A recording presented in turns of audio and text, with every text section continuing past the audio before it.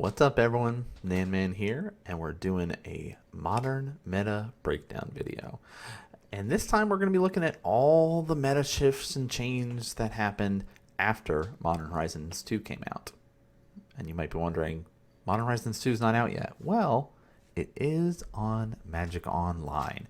Now, this is from the Sunday Modern Challenge event that took place over the weekend, since Modern Horizons 2 came out on Magic Online on Thursday. I did a constructed event already on there, and feels really good to play when you're like, look at this. Fetch lands are my rares. Lands, yes. And then I play against card pools that don't have the fetch lands as their rares. So it's okay. Constructed's weird like that. I'm going to be playing the pre-release this weekend, so we'll see how that goes. But we're going to highlight at least top 8, more or less top 8, because a couple of the lists in the top 8 don't have any cards from Modern Horizon 2, so we're just going to skip them and say, too bad. If you want to be highlighted, play new cards. And then we'll kind of highlight some honorable mentions that did not make the top 8. But first off, let's jump into our first super fun deck.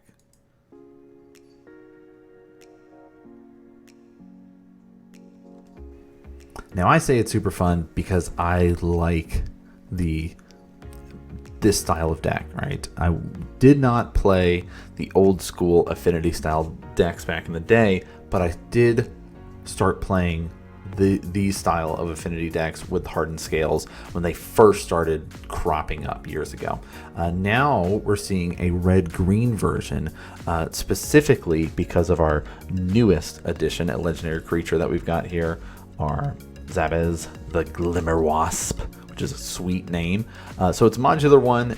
If a modular trigger ability would be put on one or more +1 counters on a creature, you put that extra one on there. So it basically is hardened scales specifically for modular triggers.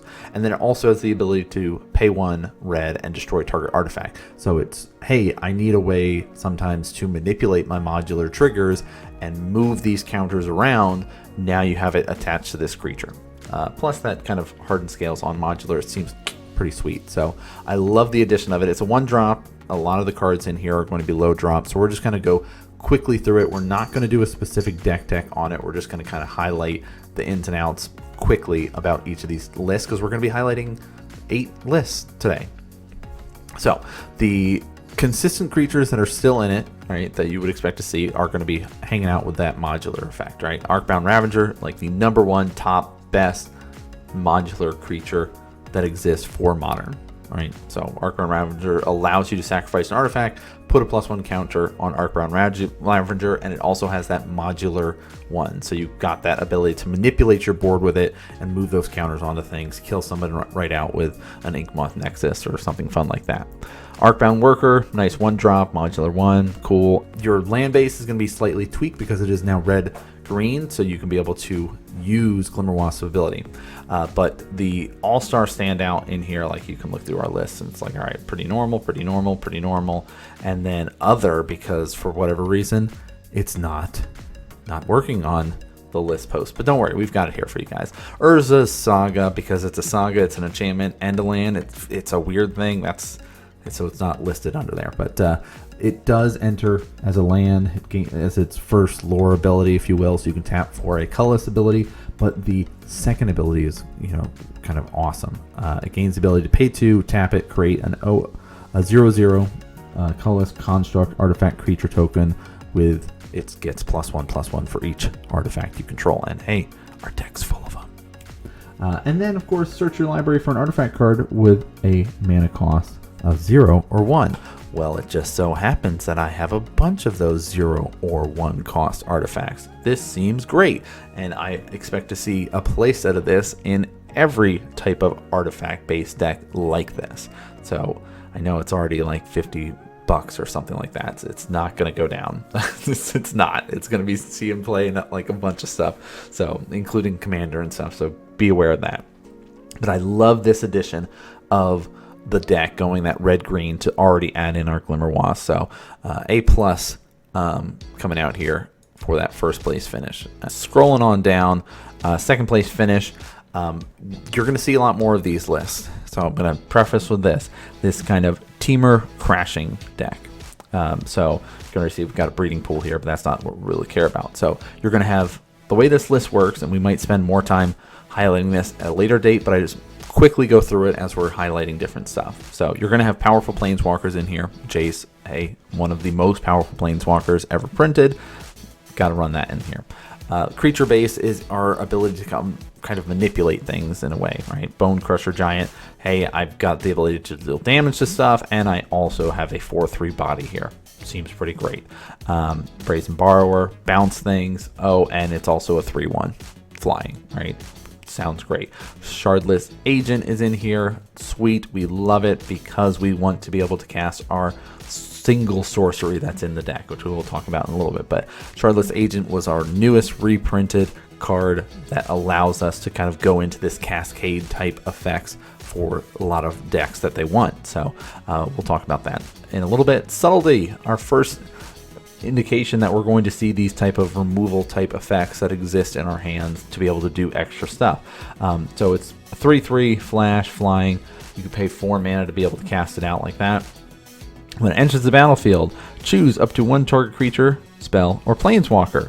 Its owner puts it on the top or bottom of their library. You also have Jace to be able to manipulate top of it. You can also do its evoke cost here, which you can exile a blue card from your hand, and hey, it enters the battlefield for that evoke cost, and then you have to get rid of it next turn kind of thing. So there is that, but it's basically saying I get to manipulate and delay, which is a lot of what, hey, Brazen Borrow is going to be delaying, right? That's kind of the name of the game with this. Crashing Foothills is our cascade spell that we're trying to target, which is going to be able to create 2 4/4 green Rhino creature tokens. And you know what's wonderful is you have Jason here, so you can be able to brainstorm. 0, draw 3 cards, put 2 on top of your library in any order. So if I have Crashing Foothills in my hand, I can put it on top, cast Shardless Agent, bam, there's my Rhinos. So very, very powerful. Cryptic Command is in here. Fire and Ice is in here as well. We've also got Force of Negation, as you expect, and Violent Outburst to kind of help us have more ways to hit that Crashing Foothills. It also has the ability to make your creatures you control get +1/+0 until the end of turn. So that's the way we're going. Temur, good stuff. All right, I'm going to cascade into these 4/4 Rhinos, and there's 2 of them, so be ready to deal with a bunch of 4/4s. That's kind of scary. Also, I can manipulate and just bounce a bunch of stuff, so you're going to be having a hard time. So really cool list. We'll spend more time diving in deeper into these Temur lists because they're starting to crop up a little bit more. I know people are going to start trying to find the best version of it as more people are testing, because as the first event, it's a lot more of availability. How many people had this in their collection, or how quickly were they able to get this into their collection to be able to use these cards. All right, going into 3rd place. Pretty standard, pretty normal to be seeing our Niv Mizzet Omnath style of list. I'm quickly going to highlight it specifically because of our newest addition here, which, hey, we've got a new legendary to be able to play with, and it cares about multicolored spells, because guess what? This list is just full of multicolored spells. All right, so it seems like it's the way to go if we just run all multicolored spells, with the only singleton being Utopian Sprawl to help us get mana fixing and drawing cards.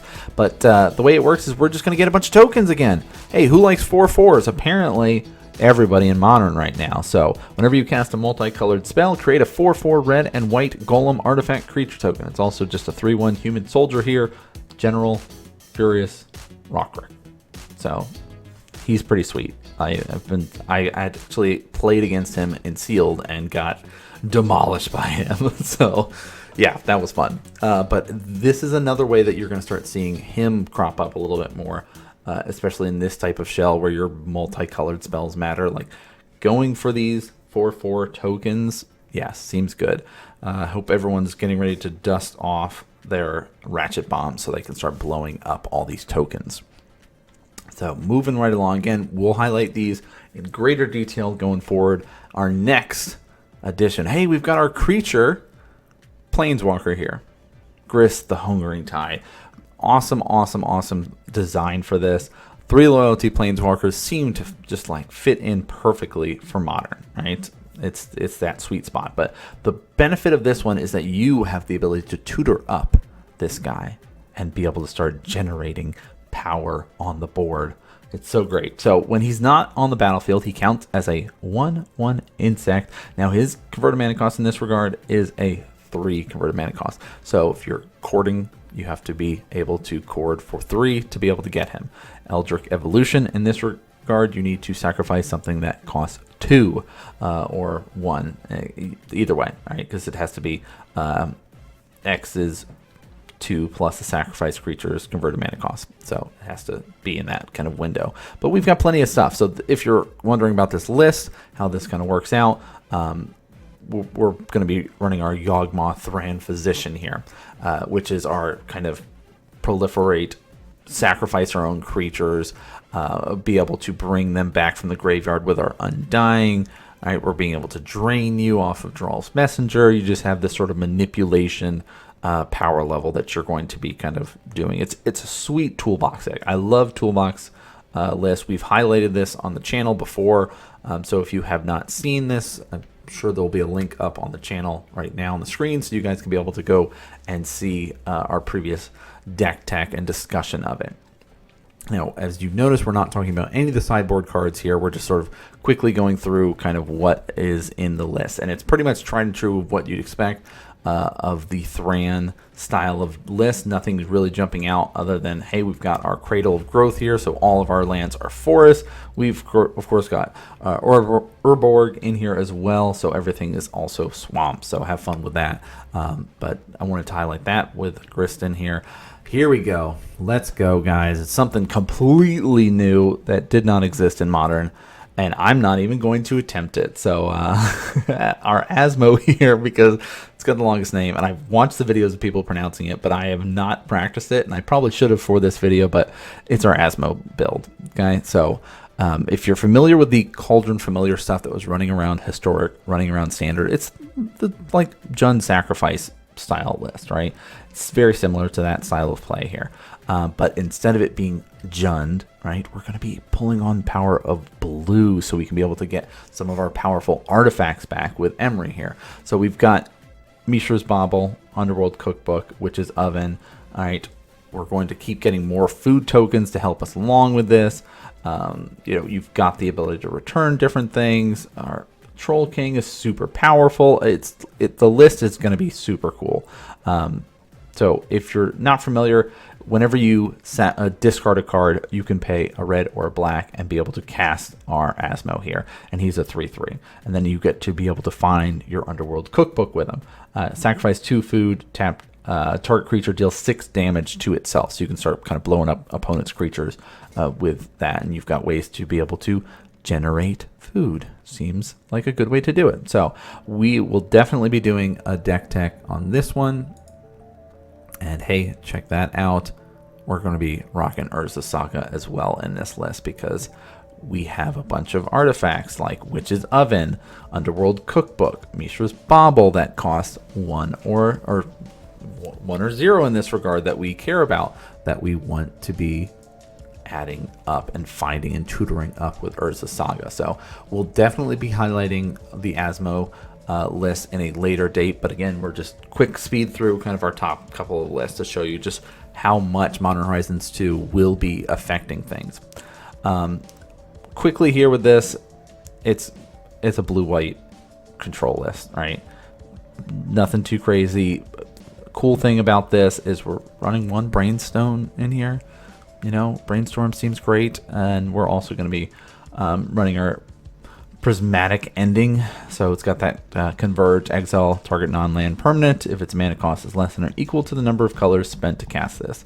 So a lot of times something that costs 2 or less is worth being able to exile. So pretty nice. So people are testing out this. So just quick highlight for that. 7th and 8th, we're just going to sort of quickly branch over. Hey, Profane Tutor is getting run in our, you know, fun little Phyrexian Unlife, Thassa's Oracle. Yeah, it's ad nauseam, guys. So we'll do an updated deck tech for it once everything settles and everything for that. We did recently talk about ad nauseam, so again, you can see that list up on the screen for you guys to be able to enjoy. But hey, Profane Tutor, A+, we definitely want that in there. Being able to have more tutor effects, yes, that definitely helps.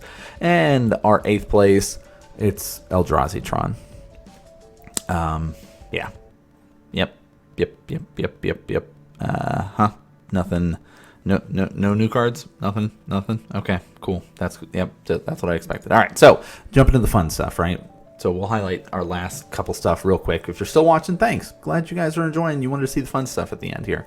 So if you weren't familiar with this sort of list, it's kind of like a Soul Sisters style of deck, but we've got some new tools, new toys to play with here. Abiding Grace, it's an enchantment that costs 3. Beginning of your end step, you can choose to either gain a life or return a creature card with a mana cost of 1 from your graveyard to the battlefield.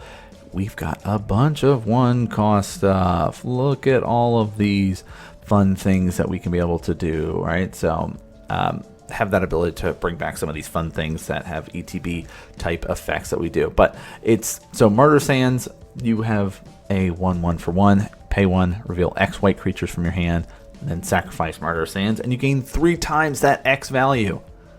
Seems fun. If I have 3 cards in my hand, I reveal all 3 of them because they're going to be white, because the whole deck only has white spells, then I'm going to be gaining 9 life. I've sacrificed it, but I get to bring it back. So that's a little fun manipulation here.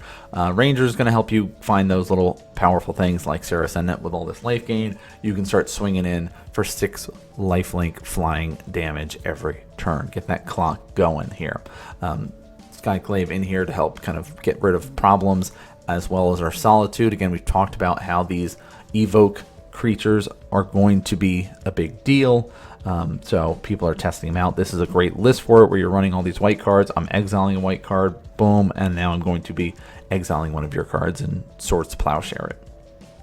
Squadron Hawk in here, find more Squadron Hawks. We're going to get clues. Walking Ballistas in here. Again, sort of removal, just sort of exiling. Exile. So super cool list. We can highlight this more if people are interested. It's just sort of a quick, let's hop in there, talk about it. 29th place. Only reason we're going to highlight it is because Upheaval. Someone is trying to make this work. It's, hey, we're going to cast a bunch of these 0-cost type effects. We've got ways to generate mana, draw cards, get things back, and bounce all your stuff, and then we'll be able to replay our stuff. Seems like a super fun and annoying deck to play against, but seems fun to be able to manipulate this sort of list in that regard. So that's what we're going to highlight. It was a quick first look of things as we jumped into it. We will be doing a more in-depth look at a lot of these decks. If there's a particular list that you want to hear more about and really get down and dirty, talk about sideboard cards, talk about why people are running specific cards, let me know in the comments down below, and we will pick that as our next Modern Meta Breakdown video. This one is kind of our first look. We got our finger on the pulse, finding out what players are testing out, since the set's not even available in paper form yet. It's really just sort of just going to start trickling in. A lot of the pre-release events are happening this weekend, so we wanted to kind of get in and get that kind of first glance of what people are going to be starting to test out in Modern. So I hope you guys have been enjoying this video. Thanks so much for tuning in and watching, and I'll see you guys next game. Hey everyone, NanMan here. I'm a StarCraft 2 and Magic the Gathering content maker and commentator. Thanks for tuning in and watching, guys. Make sure to hit that subscribe button and check the description for more information about other content that I'm doing. I've also got a new podcast, NanMan's Nerd Corner, which you guys can find out on Spotify or iTunes. It's got a bunch of Magic content as well as other stuff. Thanks for tuning in and watching, and I'll see you guys next game.